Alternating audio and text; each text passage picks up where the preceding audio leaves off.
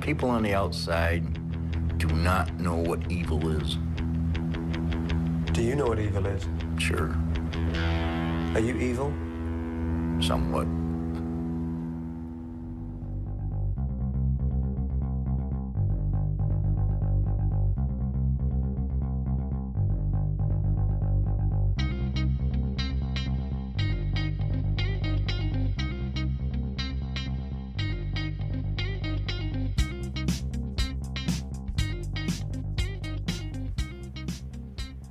And welcome back to another episode of Stories from the Shed. My name is Adam, your host, and with me again this week, a man who likes skinny girls, but he'll never turn down a fatty. Jake, how you doing? You're going to get us in trouble.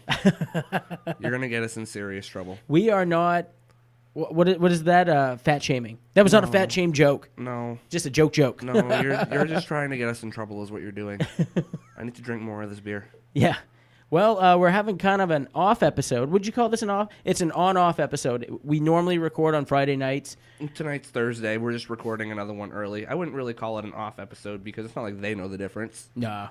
It's always Friday night in the shed, I guess. You know what was an off episode? Apparently our Fire Festival episode was really off. Yeah, I guess we'll... It is what it is. Sorry. Yeah. Yeah, that was my dumb idea. Sorry, guys. But you know what, though? It wasn't a dumb idea. I thought it was fairly interesting. I thought it was interesting, but it didn't play out like I thought it was going to in the recording. Well, the feedback that I got on it was, it's just a bunch of rich people that fucked over other rich people. See, but here's the thing: they weren't all rich people. They were just dumb people who sold everything they had to go to a show that was very obviously over advertised. Rich people taking advantage of dumb people. It happens every day. Yeah, that's Get what over I'm saying. It is, yeah, thank you, Adam. Thank you very much. That's it. I appreciate you. Well, I had to rebound off that intro, I guess. Yeah, right. Exactly. Well, Jake, we're midweek, and this was an idea to record this episode we came up with this morning, so we don't really have a beer review for today. But make no mistake, there is some beer drinking going on in the shed. I am enjoying Free Flow IPA. These are delicious by Otter Creek Brewing in Vermont. These come in at a wonderful 6%. So you can have a couple of these and record a podcast and hopefully not be too drunk. Right. Right. And Jake, what are you drinking tonight? I am drinking Baxter Brewing Hop Tryst because it's one of my favorites, and the 4-pack is like $12. Gotta love them. Well worth the money. I'm not going to drink all 4, but they're pretty damn good. That's right. Save a couple of those for tomorrow. That's right. That's the plan. Yes. So I also have to want to give a couple of shout-outs. Oh, he's pulling out his phone. What's the rule about phones, I know, Adam? and I thought about that. It does interfere with the recording, but I was like, you know what? Nobody's calling me on Have these Thursday. people subscribed to our Patreon account? Oh, no. Well, Jake, what's up with that? I don't know. You tell me. I think we're going to be setting up Patreon very soon. We're going to figure it out. We're going to have to probably record a couple nights a week, but we're going to get some bonus content out there ready to go. Really, what the biggest part about it is you have to put out extra bonus content and just us finding the time. Adam's married with kids, and I work 50 hours a week. It's kind of hard. Yeah. Well, maybe not 50, not every week. I exaggerate a tiny bit. But, Jake, if people subscribe to our Patreon account, that might be able to help you get to the shed a little more and out of the garage. That's true. That is true. Very So true. I feel like I'm under my car more often than I'm working on other people's cars. And that's funny because that's my actual job. Hell, I'm in Patreon just for the beer. So, yeah, a couple of quick shout-outs here. We got to give one out to... Sorry while this loads. I'm Samsung phone, Jake. Crystal Ryan. Ryan, thank you so much for the email. Love the feedback. We will take that under consideration. And we did have another one here. I'll enjoy my beer while you're creating dead air. Dead air. Sorry. Yeah. Well, you know what? We'll get back to that one later. This thing's not loading. Mm-hmm. Anyways, so got to apologize for the cold before we get into our topic. It is a little bit cold. Adam, we're midweek. How are you doing? You ready for tomorrow? I'm all right. I got a little bit of a cold, so apologize for that nasally drone. See, this is kind of appropriate. Now we can bring up what we're going to be talking about tomorrow. Yeah, because it's going to be released right before. Right before, you know what I'm yeah. saying? What are we doing tonight, Jake? Well, tonight we're doing Arthur Shawcross. Yeah, the Genesee River Killer, according to Adam. The Genesee River Killer. The only thing is it's not the Genesee River, it's the Genesee? Yes. Is that what that says? Genesee? Hennessy's a lot funner. Yeah, all right. Now, You're not wrong there. So what's the deal with him? What did Artie do? He murdered a bunch of people, 12 women in upstate New York from 88 to 1990. He also killed and sexually assaulted 2 children in 1972. Nice. No. No, not even close. So in the early years of Arthur Shawcross, he was born in June 6, 1945 in Kittery, Maine. Great place. Oh, beautiful. Yes. I really like Kittery. Most southern town, I believe, in our beautiful state. And so that's where Arthur started his life. Mm-hmm. But his family quickly relocated to Watertown, New York, just a few years later. Oh, why would you do that? I don't know. That's where his life started to go wrong, man. Yeah, clearly. It's just when he showed up in New York. But from early on, Shawcross was socially challenged and spent much of his time alone. Just kind of an odd duck. Yep. He was withdrawn. He had bizarre behaviors, and it earned him the nickname of Audie amongst his peers. Audie? Yes. Oh, wow. Audie. That's an odd nickname. He was never a good student, always failing both behaviorally and academically in the classroom. Mm-hmm. During his short time at school, it was. He didn't spend a whole lot of time there. Yeah, he would miss a lot of classes, and when he actually was there, he was just misbehaving and being a pain in the ass, being a bully, picking fights, that kind of thing. Yeah. He dropped out of school after failing to pass the 9th grade when he was 16. Over the next few years, his violent behavior intensified, and he was suspected of arson and burglary. He was placed on probation in 1963 for breaking the window of a store. 1964, he's now out of school, obviously, since he dropped out. Yeah. He got married, and the next year, he and his wife had a son. In November of 65, another year later, this puts him at probably like 20-ish years old, right? Young man, yeah. Yeah. He got himself on probation, and what was that for? good question. Unlawful entry, I think. Unlawful entry, isn't that same thing as B&E? I think so. Bacon and eggs. Yeah, that too. Breaking and entering. His wife filed for divorce soon afterward. Good for her, stating that he was abusive. Yeah, I'm not surprised. Yeah. As part of the divorce, Shawcross gave up all paternal rights to his kid and never saw the child again. Oh, that's kind of sad. That's kind of sad. It's kind of sad. But you for the know kid. what, though? And what, as they would say in hindsight, maybe it was kind of good for that kid. Yeah, probably. Because how fucked up Audie is. Yeah, that's true. Yeah. Oh, I'm just now getting that nickname. Audie. Artie. Friggin' Jake and Wow. I were watching a documentary to prep up for the show, and this guy, Arthur Shawcross, he constantly is blinking. Oh my God! It's all he did was blink. He's like looking at you and he's trying to talk to you, but he's too busy having a fucking seizure. Like, Hey, stop Donald blinking. Trump did that, and they really got on him, Jake. I don't care. You got us all upset with people who were overweight earlier, Oh, so man, don't we're even start. pissing everybody off. Yeah, I sorry. This is gonna get horrible reviews. Now, in April of 1967, Shawcross was drafted into the Army. We'd assume this would be for Vietnam. Yeah, I would hope so. Yeah, Where is he going? Yeah, well, that's exactly where he ended up in Vietnam from October of 1967 until September of the following year. Mm-hmm. He was stationed at Fort Hill in Lawton, Oklahoma. Fort Sill. I'm sorry. How many of those have you had? This single beer is messing with my eyes. Yeah, I see that. Shawcross later claimed that he killed 39 enemy soldiers during combat. Officials disputed it and attributed him with 0 kills. So, from what I understand, he was a supply clerk. Oh, okay. So is he the dude that you like? I need bullets. Give me bullets. Yeah, he would take care of inventory and stuff like that. Yeah. Oh, okay. More apt to supply the guys that are out there.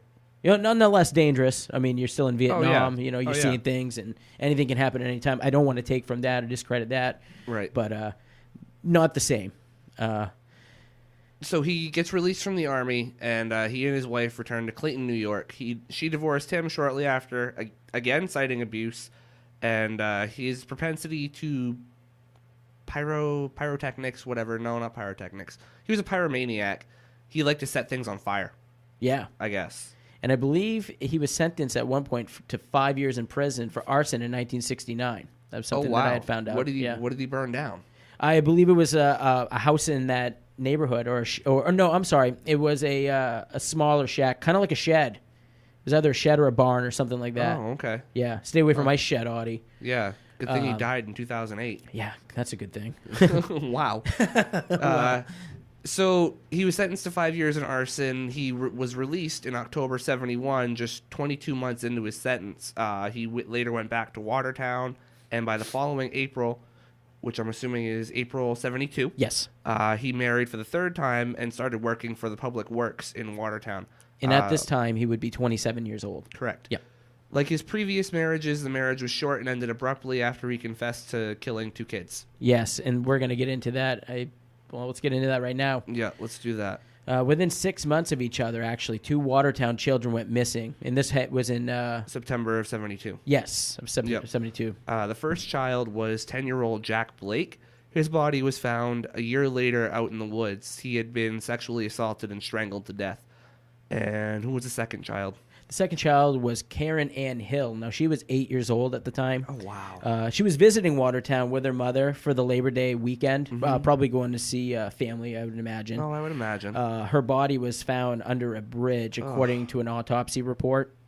She had been raped and murdered, and dirt and leaves were found jammed down her throat. That's probably how he had, caused her to suffocate. I'm sure that had something to do with it. That's awful. Yeah. But Shawcross eventually does get caught, Jake, as you know. Yeah, he got arrested for something. Police investigators arrested Shawcross in October of 72 after he was identified as the man who was walking with Hill on the bridge right before she disappeared. So someone had seen them. Yeah, eyewitness. Right. They worked out a plea deal. Shawcross confessed to murdering Hill and Blake and agreed to divulge the location of the little boy Blake's body in exchange for the charge of manslaughter in the Hill case and no charges for murdering the little boy. Because they had no solid evidence to convict him on the Blake case, prosecutors agreed to his plea deal, and he was found guilty and given a 25-year sentence. Now, can we talk about this for a moment? Yeah, we can. This is kind of strange, I think.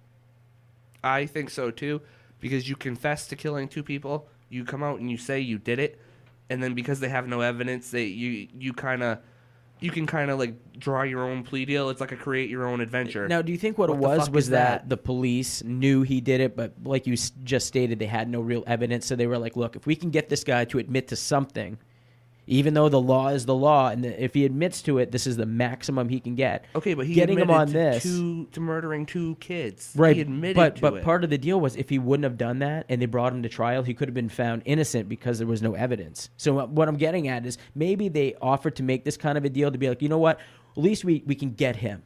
I mean, I guess, but he admitted to it. Isn't that all you need?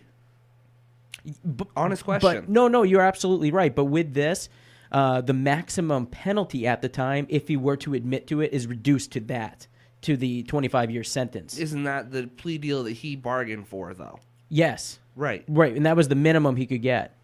That was the maximum. Maximum, yeah.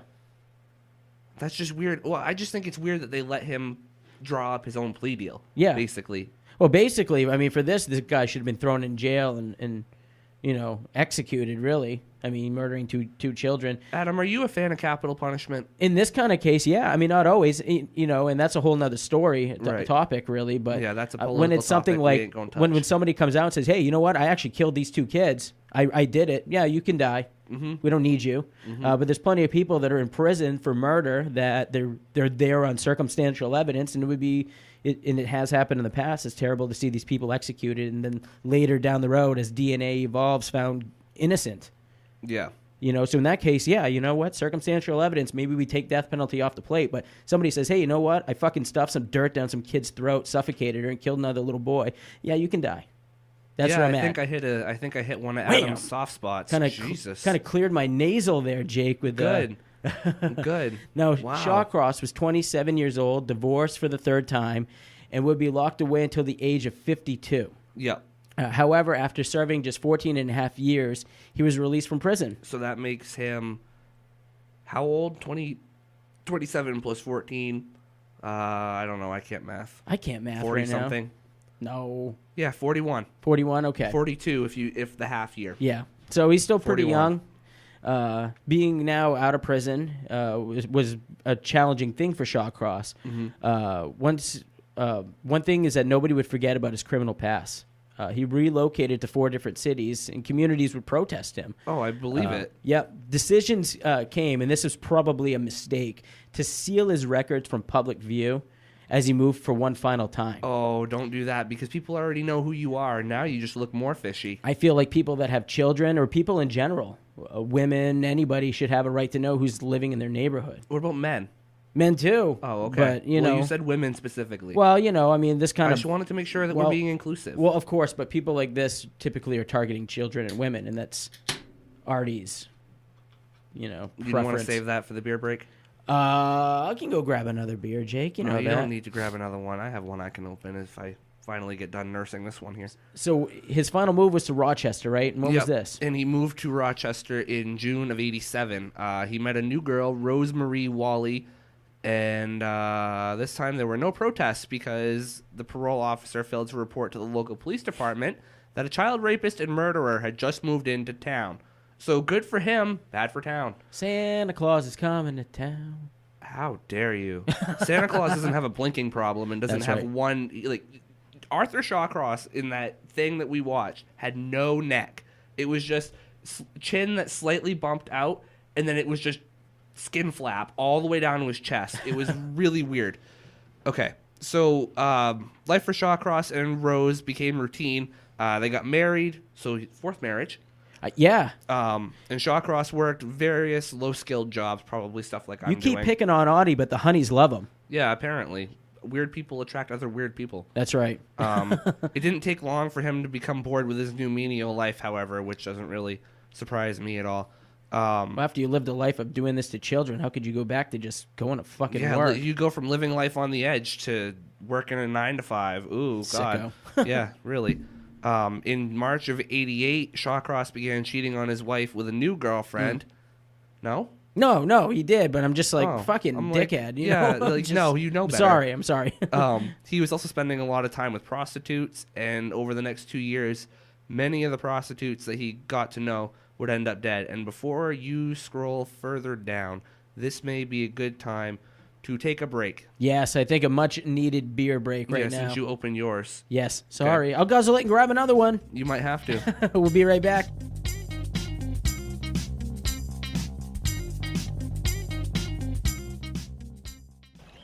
There's always a bad man in me. You never can get rid of it. He's behind a door somewhere. I'm trying to keep him there. I don't want to hurt nobody else. There we go. Stories from the Shed is back from a much-needed beer break. Just kidding. Here we are. Here we are. That's right. That's right. That's right. Here for your entertainment. Yes. Now, Jake, why don't you take us into his first murder in Rochester? His first murder in Rochester was also his first adult murder, interestingly enough. He murdered a girl named Dorothy Blackburn, who was 27 and a cocaine addict. She was a prostitute who often worked on Lyle Avenue, a section of Rochester that was known for just that. Yeah. Actually. Kind of a rough area. Yeah. On March 18th of 98, she was reported missing by her sister. 6 days later, her body was found in the Genesse. The Genesee River Gorge. I feel like that name is wrong. Hennessy. I'm telling you. An autopsy revealed that she had suffered severe wounds from a blunt object. There were also bite marks, human bite marks, found all around her vagina. The cause of death was strangulation. Jeez. So this, wow, that was that's terrible. I think he took a term a little bit too literally, but we're not going to get into it. Yeah. Wow. Blackburn's lifestyle opened up a broad range of possible suspects for case detectives to investigate, but there were not enough clues, and the case eventually went cold. Yeah, because I could imagine as a prostitute, she's interacting with a lot of people. And I would imagine, yeah, interacting with a lot of people. That is a great way to put that. 6 months later, in September, Blackburn's body was found. The bones from another missing Lyle Avenue prostitute, Anna Marie Steffen, was found by a man who was collecting bottles to sell for cash. I guess he found a little bit more than what he was looking for that day. Yeah, I would say. You want to take it? Yeah. Investigators were unable to identify the victim whose bones were found, so they hired an anthropologist to reconstruct the victim's facial features based on a skull they found at the scene. So what I'm gathering, from kind of looking into some of the stuff prepping for these episodes is they probably in 98 used some kind of a sculpting clay. Mm-hmm. And based so it's off like art of, class. Yeah, well, that was in my a way, favorite I mean, class. They do a real good job, and that's how they used to do it. Now they do it on the computer, but it was probably sculpting clay that they had run over the skull to kind of get an impression of what she would look like. Yeah. Now, Stefan's father saw the facial reconstruction and identified the victim as his daughter. Wow. Yeah. Dental records provided additional confirmation. So with the dental records, you can't go wrong. That's unfortunate. So this is just the start of a string of victims that end up being his, I guess. Yeah. 6 weeks later, more bodies start showing up. Yeah. The decapitated and decomposing, wow, I cannot speak, remains of a homeless woman, 60-year-old Dorothy Keller, were found on October 21st in 89 in the same place, the Genesee River Gorge. You're going to start to see a trend here that's where he leaves Yep. his victims. She died from her neck being broken, so he probably snapped her neck. Always the same method, Beam, it I seems guess. like, with him. Yeah, strangulation or something to do with stop breathing. Yeah. Now, another prostitute from that same area of town, Patty Ives, 25 years old, was strangled to death and buried under a pile of debris in 1989, on October 27th of 1989. Oh, wow. She'd been missing at that point for nearly a month. That's what, 6 days later? That's not even a week later. Yeah. I mean, he's really, I guess you could say, killing now at a rapid pace. Yeah, I would say. Do you think Patty Ives was the creator of that Ives hand lotion company? Now, that's a good question. That's a really good question. I'm just saying they make really good lotion, and I could use it on my hands right now. My hands are so fucked up from all the chemicals, and it's cold in here. Subscribe to Patreon so Jake can get some The lotion. Patreon that we don't have. That we will have. They had bodies of 4 women, investigators did.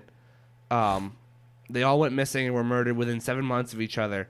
3 had been murdered within a few weeks of each other, and 3 of the victims were prostitutes from the same area. And all of the victims had bite marks and have all been strangled to death. So they're starting to tie all these things together that obviously it's one person. They don't quite know that it's Arthur yet, but they have their suspicions. Now, dude, could you speculate on why would he...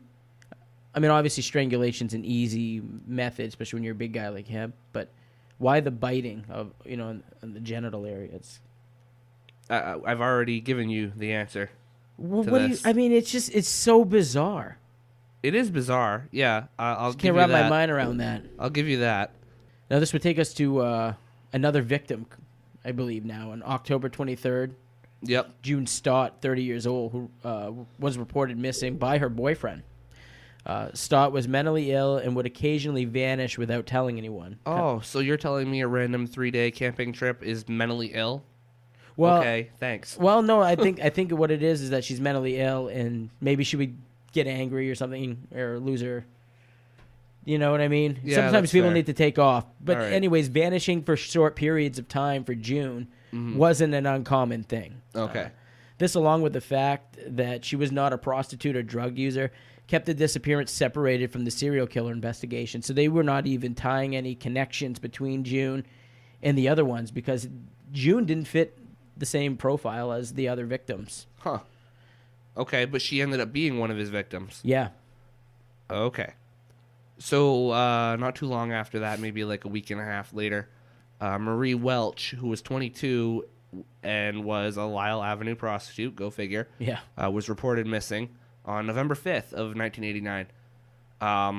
Another prostitute. Jeez. I know, what the fuck? Frances Franny Brown, who was 22, was last seen alive leaving Lyle Avenue on November 11th with a client known by some of the prostitutes as Mike or Mitch. Her body, nude except for her boots, was discovered 3 days later dumped in the Genesee River Gorge. She had been beaten and strangled to death. Now, of course, Arthur's not going to use his name. Well, no, of course not. You know what I mean? That would be stupid. Mike Why or Mitch, would you do that? He's probably going by both at different times. Well, I just think he gives Mike or Mitch a bad name. Now, Jake, guess what? Another prostitute from the Lyle Ave. I can't even say I'm surprised anymore. Kimberly Logan, who was 30 years old. At this point, this is just kind of me. Whenever we come across a new one, I'm just like, yeah, wow, really? Know. I'm so shocked. But also found dead November 15th, 1989. She was brutally kicked and beaten, and dirt and leaves were crammed down her throat. much like Shawcross did to the 8-year-old earlier, Karen Ann Hill. Yeah, that's no good. Yeah. This one piece of evidence could have led the authorities right to Shawcross had they known that he was living in Rochester. Oh, but guess what? They didn't know he was living in Rochester because that attorney dude didn't let the city know. Yeah, oop, my bad. Whoops, my B. Yeah. Sorry, guys. So then they're going to get a little bit more into this Mike or Mitch bit. Yep. So at the beginning of November, Joanne Van Nostrand. Wow, that could definitely be a high-end purse store. Don't fucking choke on it. Yeah, for real. I almost did. This bitch told police about a client named Mitch who paid her to play dead, and then he would try to strangle her, which she did not allow. Wow, that's a very odd thing. What? You want to elaborate on that at all? Wow. Well, all right. So he would pay. Okay, yeah, I know. Again, Wow. can't Okay, wrap so many things we can't wrap our mind around with I this know, episode. this guy I'm is gonna just so give you weird. money to pretend to be dead. That's how I'm yeah. taking this. This is bizarre. Yeah, no shit, right? He would try to strangle her, which she did not allow. Hey, I'll play dead, but you ain't gonna actually fucking kill me here. Yeah, thank God. That's probably what saved her. She was a well-seasoned prostitute, like a cast iron pan. She entertained men of all kind. She was a renowned prostitute. But She received accolades, and I'm not making fun. This is just... but this Mitch managed to give her the creeps. So of all the people that she had been around in the past, and this is just what I'm getting at, you know, she will do anything with anyone. But this guy creeped her out more so than other. That's the point you're trying to make. Other weirdos. I'm just stretching it. Yeah, that's the point you're trying to make. Interviews with many other prostitutes in the area indicated that he was a regular and he had a reputation of being violent as well. On Thanksgiving Day, November 23rd of 89, a man walking his dog discovered the body of June Stott, one person missing that the police did not connect to The serial Fuck's his killer, name? Arthur. Audie Shawcross. Thank you. Like the other women found, June Stott suffered a vicious beating before dying, but the death did not end the killer's cruelty. Jeez. Her autopsy revealed that she had been strangled and then was anally mutilated, and the body was cut open from the throat down to the crotch. Yeah. It was noted that the labia had been cut off and that the killer likely had it in his possession. Okay, with all of the fucked up things that you just said, why at the very end, a souvenir? That's just a weird thing to add on. Maybe souvenir. he did, but even still, that's just a weird thing to read. It is weird, but this is a very common practice from serial killers to keep a souvenir. I think that's a strange thing to keep as a souvenir. I think an earring, Yeah, why wouldn't you? maybe why a wouldn't you keep bracelet or something clothes would make more sense. You know, something small. Yeah. I mean, a labia is small, but Well, I mean, something that you can pawn and no one's going to notice. well, I think it's more of like a trophy kind of a thing. It sounds weird. It's hard to wrap your mind around, but a lot of serial killers, you know, they'll keep an earring, they'll keep a driver's license, they'll keep something, and it's kind of a trophy, like see what I got. This would have been a perfect time for that. Yeah. You know? Take it right back, huh? Yeah, a little bit. No, we're not going to start over just because No, I found a sound effect. For detectives, though, June Stott's murder was sent the investigation into a tailspin. Stott was not a drug addict, not a prostitute, and her body had been left in an area far from the other victims, somewhere up. Right. Could it be that Rochester was being stalked by two serial killers? So this No. is a thought. You know, Nope. you have prostitutes and non-prostitutes, different things going on. So two different MOs. Right, at well, work I mean- here. It could be perceived Well, I mean, as. I guess, maybe, but you already have one where all the cases seem to line up, and then you have just this random odd one. That I wouldn't call it two serial killers. You might have a serial killer and then another killer, if you really wanted to pull it that far. You know what I mean? Well, yeah, that's kind of what it would mean, but there's been multiples. Oh, I see what you're saying, You know, I guess. well, yeah. I guess what I'm saying is all these prostitutes are ending up dead. And then there's the one of her. Right. The one that's not a prostitute. That's not a prostitute, Yeah. and it doesn't have any relation to these cases, and the way that she was mutilated was obviously not related either. That's true, You know too. what I mean? That's very true. That you bring a good point there. So at this point, Rochester police just decide to call the FBI because they're in over their heads. They have no fucking clue what to do. And a tip of the cap to the Rochester police, because in so many of our other stories, Jake, these towns do not want to contact the state police. They don't want to contact the FBI. They have this, we want to take care of it ourselves. You know what I mean? Like in the Kim Morrow, and we're not going to get into all the other ones, but at least they finally did the right thing here. Yep. So the FBI sends agents to Rochester, and they create a profile of the serial killer they're looking for. They said the killer showed characteristics of a man in his 30s who was white, shocking, and who knew his victims. He was probably a local man familiar with the area, and he was probably a career felon. Also, based on the lack of semen found in his victims, he was very sexually dysfunctional and found gratification after his victims were dead. They also believe that the killer would return to mutilate the bodies of his victims when possible.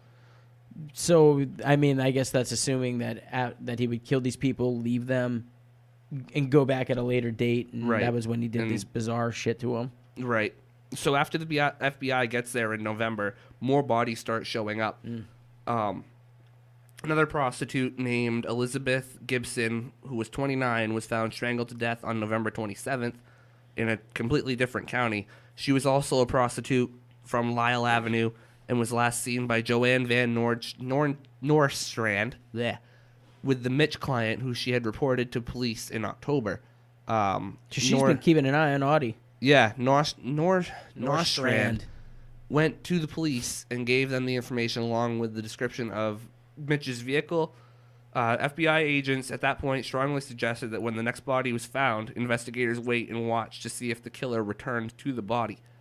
So maybe not say, hey, we found a body. Let's go take it up right now. I know it's horrible to say this, but maybe leave it there and let them see if they come back. Right, or you could always take it up and bring it into the morgue, I would guess, but then also keep an eye there to see if he's walking out to that end of the river. Yeah, but you almost do true. have to keep the body there. Anybody could be walking at any part of the river at any time. It's kind of Is this guy fucking with a body? We caught you in the act. Yeah, but you almost have to leave it there, Jake. That's terrible, but you almost have to. Can you leave it there, though? That's awful. It is awful, but I wonder if that's what they had to do. I don't know. If that's what they felt like they had to do. I mean, I know it's terrible, Jake, but look at the expense of all the lives that have been lost. Let's see if we can save one more. Yeah. I guess. It's just an awful thing to think about. I mean, it certainly seems like an act of desperation by the authorities. Yeah.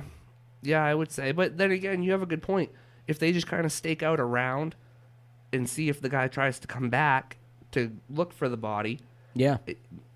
He doesn't know they've taken it necessarily. And I think things are going to quickly come to an end. Yeah, at least for that year. Yeah. The investigators had hoped that the December holiday season and the cold temperatures might slow down the serial killer, and they were wrong. 3 more women went missing, and they were all one after another. Yeah. Darlene Trippi, who was 32, was known for pairing up for safety with the veteran prostitute, Joanne Van Noorstrand. I fuck that name up every time. On December 15th, she, like others before her, disappeared off Lyle Avenue. June Cicero, Yep. was 34 and also a seasoned prostitute, known for her good instincts and for always staying alert. And she disappeared 2 days later on December 17th. So they just continue to go down, huh? Right. The serial killer, Audie, attacked one more time on December 28th, plucking 20-year-old Felicia Stevens, off the street. She, too, was never seen alive again. Crazy. This guy, he's got no remorse. No. He just does whatever he wants. No, and he says that in his interview. Yeah. It's really, really good. You know what? Let me find it. Think you can put that in here? Yeah, let me find it. Cool. I don't have any remorse for some reason. So in an attempt to find more missing women, the police organized an air search of the Genesee River Gorge. Road patrols were also set out, and on New Year's Eve of '89, they found a pair of black jeans belonging to Felicia Stevens. Her boots were found in another location after the patrol had expanded the search. January 2nd, 1990, another air and ground search was organized, and right before calling it off due to inclement weather, air teams spotted what appeared to be a body of a half-nude woman laying face down near the Salmon Creek. They went down to get a closer look and spotted the man on the bridge above the body. He appeared to be urinating, but when he stopped the air crew, he immediately fled the scene in his van. Fucking Audie. Yeah, I guess what they had seen was he was standing there with the passenger side door open, and he was pissing next to the door, which I guess, that's a normal thing. Scared the piss out of this guy. Well, they just caught him in the act of urinating. Yeah, and all he had to do was pee. He's like, oh my God, I'm getting... Now, he didn't realize it, though. Now, was it Audie? Yeah, it was. He didn't. Now they saw him. Now, he didn't realize that they that it was the authorities flying over him. He wasn't thinking of any of that. So he was just taking a piss with the door open, sat into the passenger seat, closed the door, and slid himself over to the driver's side seat. But, again, had no clue that he had been spotted next to that body. Wow. Yeah. Okay. And, so they alerted the ground team. And they went after him, I'm assuming, right? Of course, yeah. And they were in pursuit of the man in the van. The body, which was surrounded by fresh footprints in the snow, was June Cicero. So he had just left her there. And she had, like all the others, been strangled to death, and there were bite marks covering what was left of her vagina, which had been cut out. Oh, wow. So he's kind of increasing some of this. Fucking weirdo. Yeah, he's taking the whole organ now. So they later caught him. He was apprehended at a nursing home, and he was identified as Arthur John Shawcross. When they asked for his driver's license, he told the police that he didn't have one because he had been convicted of manslaughter. Because that's totally related. Not like, I forgot to pay a parking ticket. I never got one after I got a DUI and I had my license taken from me. No, I accidentally killed someone and I don't have a license because of that. Okay, so question number 1, why are you driving? Question number 2, what does that have to do with your license? And question number 3, are you so stupid that you're going to say you've been going around killing people and you're going to tell the police that you don't have a license because you were convicted of manslaughter? I just don't see how the two are related. I think if you're dealing with the police and they're stopping you after you've been let out of jail and you've been convicted of manslaughter, I think the first thing you should do is tell them that I've been to jail for manslaughter. Yeah, well, this guy was clearly not that bright. They would want to know who they are dealing with, then you act accordingly. Yeah, no, well, this guy, he's always making crazy choices anyway. He doesn't seem in the interview that we watched to be very coherent. Like, he's there, but he has, like, no emotion about anything. No, Shawcross and his girlfriend, Clara Neal, they were both brought to the police station for questioning. Yeah. Now, after hours of interrogation, I think it was about 15, 16 hours from what I was reading, Shawcross still maintained that he had nothing to do with Rochester murder, so they kept him there for a while. They were very certain that they had their guy. They were not letting him go. Right. He did, however, offer up more details about his childhood, his past murders, and his experiences in Vietnam. Vietnam. Why don't you take us into some of his shocking admissions that he... Shocking admissions? Shocking.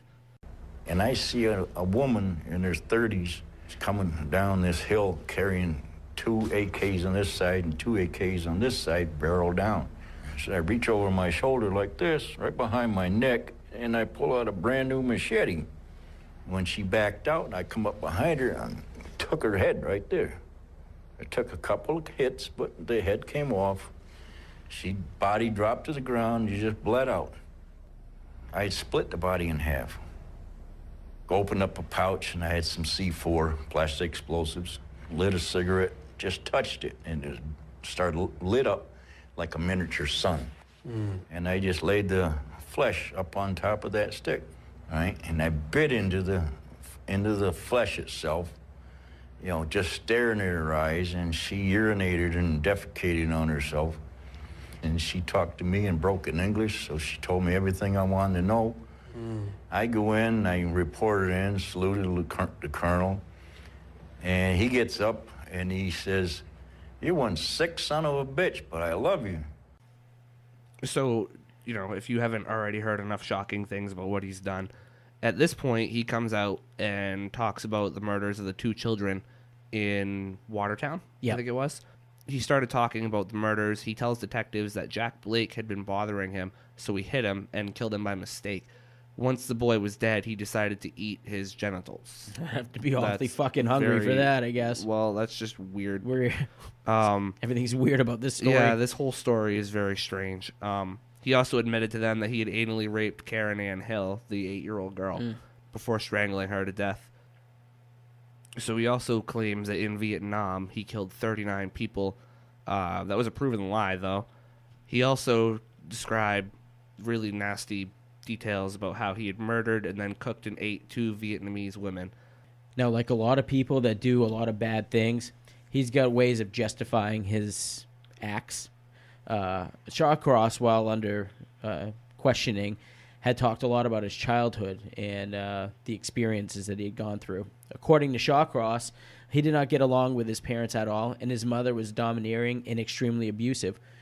which is a very similar thing with a lot of other serial killers that we. Yeah, I remember Ed Kemper's mom was a crazy bitch, basically, according to him. So that's also a theme with people that act out this way. That's in the FBI type profiling. Yep. He also claimed that an aunt sexually molested him when he was 9 years old, and he acted out by sexually molesting his younger sister. Wow. Yeah.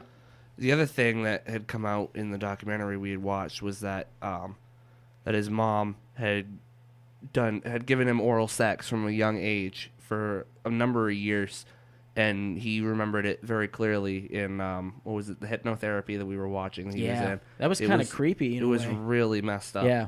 I mean, you almost felt bad for him. Yeah, Yeah, I mean, it's hard to say. Definitely felt bad for him. It was a bad. That's not a way to grow up. Yeah, I mean, this It seems like he was abused everywhere he went, and I'm not saying let's feel bad for him at all. Now, Shawcross also said that he had a homosexual relationship at the age of 11 and had experimented with bestiality not long afterwards. Ugh. So, what kind of animal do you think he picked? I don't know. Probably sheep or dog. I don't know. Oh, my God. That's gross. His family strongly denied that he was abused and described his childhood as normal. His sister was equally upset, basically, about never having had... Whoa, okay, that's not upset. I think she vehemently denied that's better. having sexual relations with that brother. That's right. Arthur Shawcross. As to his aunt sexually abusing him, it was later determined that if he had been abused, he somehow blocked out his aunt's name because the name he gave did not belong to any of his actual aunts. So either someone's making up a story or confused aunt with mom. Yeah, that's crazy, huh? Yeah, that's weird. So they let him go because they couldn't get anything out of him as far as admitting to the Rochester murders. This veteran prostitute, Joanne Van Nostrand, Jesus Christ, along with other prostitutes, identified the police picture of Shawcross as the same man they called Mike and or Mitch. Turned out that he was a regular customer of many of the women on Lyle Avenue. That's for so sure. Things are starting to make sense. Yeah, I mean, I think at this point, Shawcross's little world is starting to get smaller around him because he's been kind of sloppy. Mm-hmm. It's just a little bit. Yeah. Now, he was brought in for questioning a second time. Oh, shocking. And also, this time for several hours of interrogation, he still denies having anything to do with the murdered women. It was not until the detectives threatened to bring his wife and girlfriend, Clara, in together for questioning. Oh, my God. Yeah, that he could be... Listen, bro, you confess, or the wife and the girlfriend get to meet for the first time. Then you got some more explaining to do. Well, they was going to bring them both in and say, hey, look, your husband, your boyfriend, he's implicated for murder. I think they should put them in the same room and ask them questions together. Oh, boy, with Artie. No, don't even do that. Put them in the same room and then leave Artie in his cell. Just bring them together. They're like, who are you? Yeah. Oh, I'm whoever's girlfriend. Oh, really? I'm his wife. You think Jerry Springer would be somewhere? Oh, my God. That would be a great Jerry Springer segment. I'm just saying. Jerry. Well, Artie here actually showed that he had some sense. So like any man with half a brain, he started to make some admissions, Jake. Yeah, smart. His first admission was that he was involved in the murders and that Clara had nothing to do with it. Once his involvement was established, the details began to just kind of come out of him. They gave him a list of 16 women missing or murdered, and he immediately denied having anything to do with 5 of them. He then confessed to murdering the others. I guess they gave him a stack, and he was just flipping through them and throwing them out, like cards. dealing cards. Is this your card? Yeah. With each victim that he confessed to the killing of, he included what the victim had done to deserve what they got. One victim tried to steal his wallet, and another wouldn't be quiet. Another. Sorry. She just wouldn't shut the fuck up. Another made fun of him, and yet another had nearly bitten his dick off, basically. Well, maybe that one's justified, Jake. Maybe that one's slightly justified. Not. He also blamed many of the victims for reminding him of his domineering and abusive mom. So much so that once he began to beat them, he couldn't stop. He would probably black out. Yeah, probably. Probably just in a fit of anger. In fact, that's what they gathered was that after investigating with them, having interviews and looking into him more, they said he would do these things. He would kill people, and he would black out, and then he'd come to, and there'd be a body in his car. Wow. Yeah, so he didn't actually recall any of the stuff that he was doing. Yeah. But- So when it came time to discuss June Stott, he became very, very melancholy. Stott was a friend and had been a guest in his home. He explained to the detectives that the reason he mutilated her body after killing her was a kind favor he extended to her so that she would decompose faster. Well, it's thoughtful. There's something fucking wrong with this guy. Hey, he just wants to return her back to the earth quicker, but he is... I mean, I guess, but I would think animals would eat her. They'd probably smell the blood, wouldn't they? I think he just says whatever comes to his mind. Probably. He's not the brightest. So I think now is a good time to talk about some common traits of serial killers. We do a lot of serial killers on this show, I noticed. Well, we've had a few. There's been a lot. I would say it's probably 60% of our episodes. Yeah. Serial killers. But they do share some traits, like you said. Yeah, what are they? Well, That's the whole reason I threw this to you.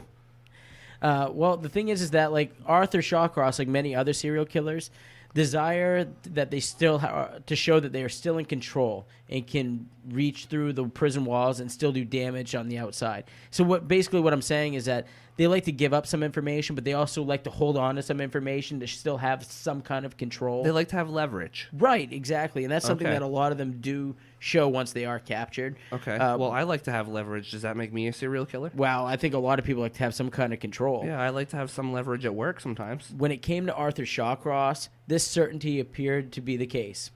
Because throughout the years when interviewed, his answers to the questions seemed to change depending on who he was doing the interviewing. So when he was interviewed... he's a slimy bastard. Yeah, well, when female interviewers would often subject him to long descriptions of how much he enjoyed eating the body parts and organs he had cut from his victims, male interviewers, he had to listen to the conquest in Vietnam. So basically... He would try to look more like a tougher guy out front of the guys. With the women, he would almost do this intimidating type, like getting into the stories of what he did to women. Yeah. Okay. So, short story: women cared more about the gross shit he did. Men had to listen to more about war stories. And this is what he cared about telling them. Right. He was very pick and choose about who he told what story to. Yeah, for sure. He also would offer details into how his aunt took sexual advantage and all that with a lot of the people that he would interview with. So he was also, by doing this, he's, Oh, yeah. And also, don't forget that he would tell people that his mom would insert sticks into his butt. Yeah, no, it's true. No, that's a fucking legit thing. Yeah. Like, look that up. Well, and that's a lot of that, for I real. think, is, well, you know what? I might have done this to these people, but, I mean, look what was done to me. This is why I'm the way I am. However, Shawcross... Yeah, blame others for your problems. Well, he was very transparent. Victim. He's such a victim. He was so transparent that interviewers, detectives, and doctors that listened to him doubted much of what he said as he would describe his childhood abuse and his enjoyment of cutting up women and eating their body parts. He was just... But he did it, though. How can you... Okay, I'm not saying believe everything that he says, but he did it. I just can't imagine someone saying stuff like that just because, it'd be funny. Well, no, I think what it was that he just would, if he would offer the information so willingly, the way you would offer up, what you did at work today. Well, this and that, this and that. Well, I did this, I did that to this woman. I cut her genitals, I ate it. Just spewing it out. Wow, what job is that? Well, no, I'm just saying he would just give out the information so willingly, it just flowed right through him that they'd be like, he's got to be making this up because it's... Okay. Such an... I mean, how many times have we said this is so fucking crazy? Yeah. In this episode. But and he's just telling everybody this. This guy is so crazy, but he still doesn't have a living room full of leaves. Why isn't he walking through leaves? You know what, Jake? We have done a lot of serial killers. That's one of our crazy ones, I agree. Just the dude that buries people in leaves, and now you have the dude that cuts out women's genitals and eats them, like, on a plate. Didn't we have one that did a little barbecue, too? Yeah, I think we did. Something like this. Methany. That's right. Pulled pork sandwiches. We need to come up with an Arthur Shawcross sound. Yeah, well, what would you use for that? Women screaming? You could use that for almost all of them, unfortunately. Yeah, you really could. So why don't you take us into what had happened during his trial? Okay, so during his trial, he pleads not guilty by reason of insanity. His lawyer tries to prove that he's a victim of MPD, multiple personality disorder, and that supposedly stems from years of being abused as a kid. PTSD from his years in Vietnam was also kind of offered up as an excuse as to why he went insane and murdered a bunch of people. His big problem in his defense was that there was no one who backed up his story. Literally nobody. His family completely denied all of his accusations of abuse. And because I think he's making a lot of it up, too. Yeah, it wouldn't surprise me. The way he conducts himself in the interview that we watched was very odd. Strange guy. Yeah, very much so, with no neck at that.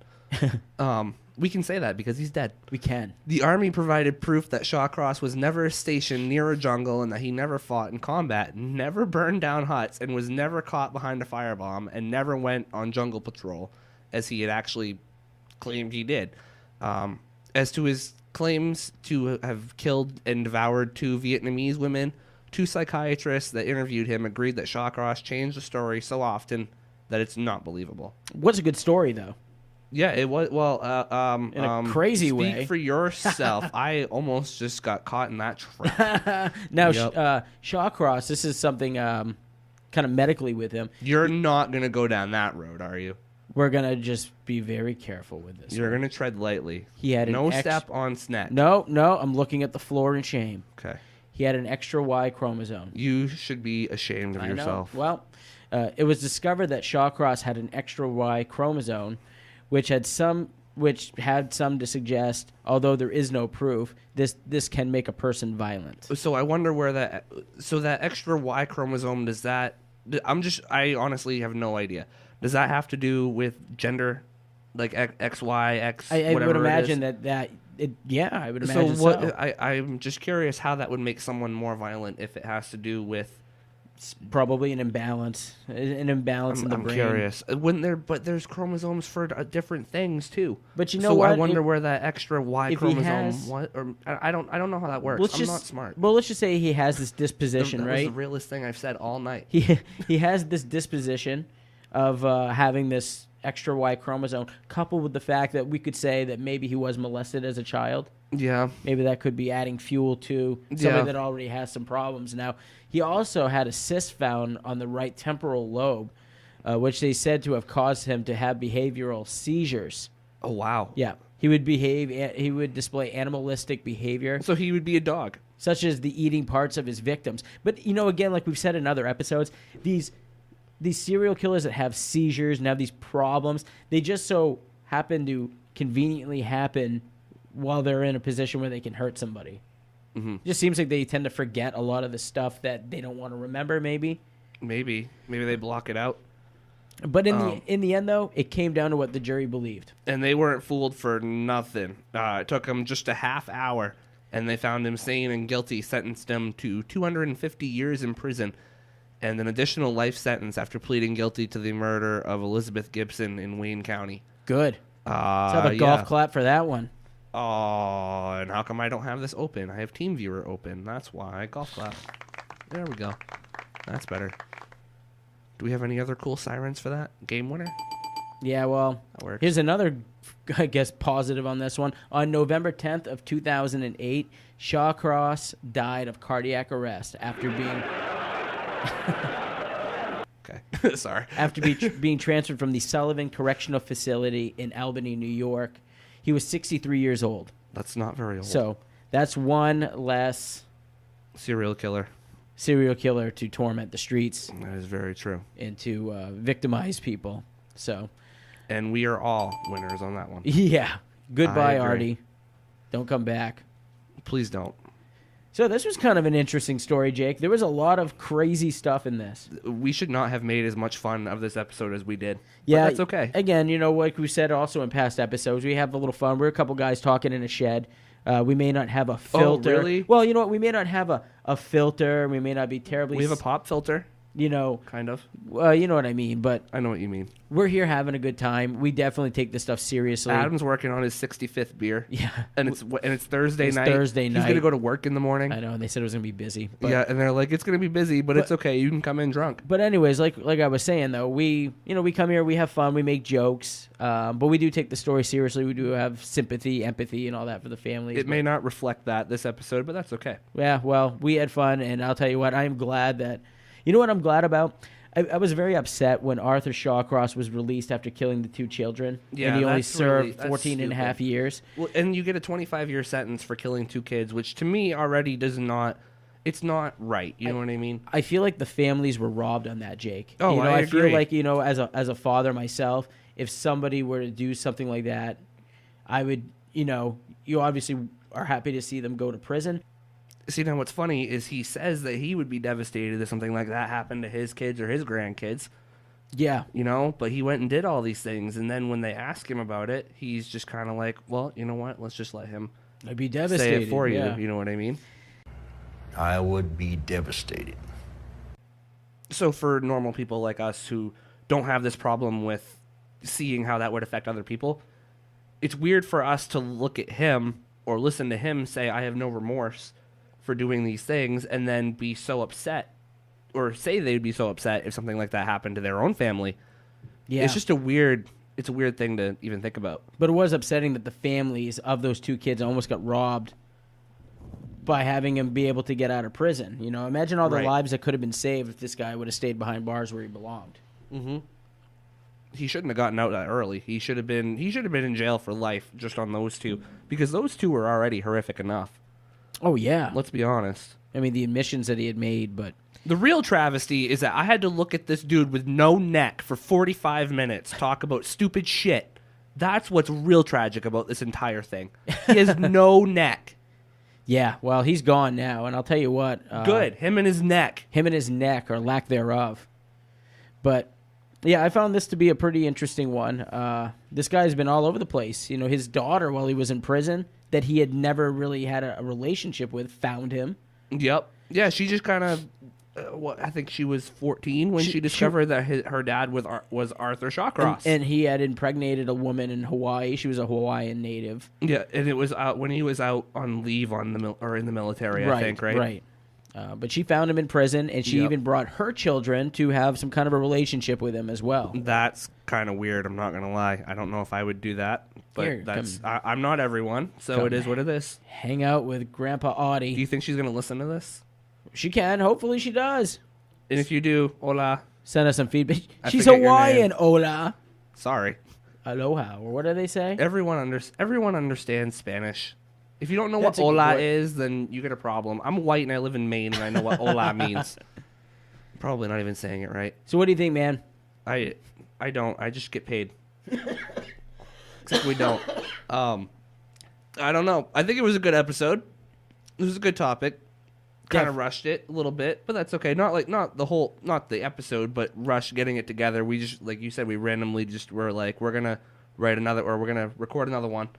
We had to get through a lot of information, too. But you guys, let us know what you think. You can find us. I'll give you our social media right now, I guess. No matter what, it's better than the Fire Festival. Yeah. That We're is sorry. for sure. Yep. You can find us on Facebook at Stories from the Shed. Yes, you can. Find us on Instagram at Stories from the Shed Podcast. Ooh.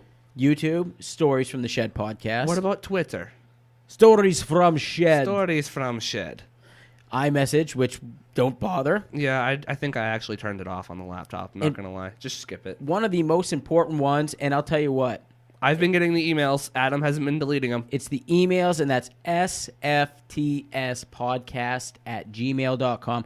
We love the emails. We love the suggestions. We've got a bunch of episodes that are going to be coming up. Actually, pretty much everything from here on out is listener suggested. Yeah, basically. I am really excited to record tomorrow, and I think we might have touched on it a little bit, but maybe not. Tomorrow is going to be really exciting. Tomorrow is going to be possibly 2 parts. We're hoping for 2 parts. Hoping for 2 episodes, yeah. Yep. It's 2 local murders that took place, I would say, maybe a mile from my house. Yeah. Maybe a mile from my house. And everyone in this area knows them, knows about this story. 10 miles from the shed. We're going to be speaking with someone who worked with 2 of the victims and 2 of the perpetrators. Yeah. And it's going to be really, really, really eye-opening. Yeah, I'm really looking forward to get her Me side too. of the story, Jake. I've been looking forward to this story. We've had this planned out for a good month now. Yeah. This is going to be really exciting. So I hope you guys enjoy this one, or we hope you guys enjoy this one. For sure. And please, guys, do us a favor and share this podcast with a friend. We want to continue to grow the show. So, send us out there. We want the 5-star reviews on iTunes. like us on Facebook. Get out there, shoot us a quick email, reach out to us in any way you can. And just thank you for listening. We're really enjoying doing this. Absolutely. Yeah, and thanks again. Bye-bye.